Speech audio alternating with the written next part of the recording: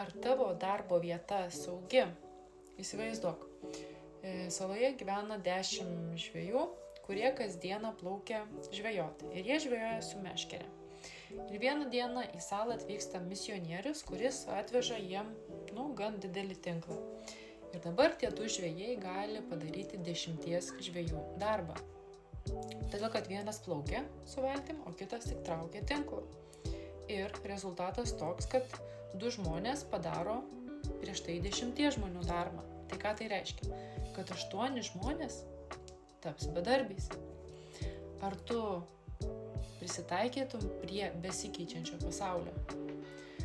Didelis šansas, kad darbas, kuriame tu dabar dirbi, taip pat vieną dieną automatizuosis, mechanizuosis, galbūt atsiras kažkoks lengvesnis būdas tą padaryti darbą. Tai jeigu tu prarastum darbą, ar tu turi kitą variantą, ar tu turi kitą galimybę? Todėl aš tau šiandien rekomenduoju pradėti dirbti iš namų, kad galėtum užsidirbti papildomos pajamas ir galbūt susikurti savo finansinę laisvę. Tai jeigu tau aktualu, susisiek su manimi ir mes pasikalbėsime.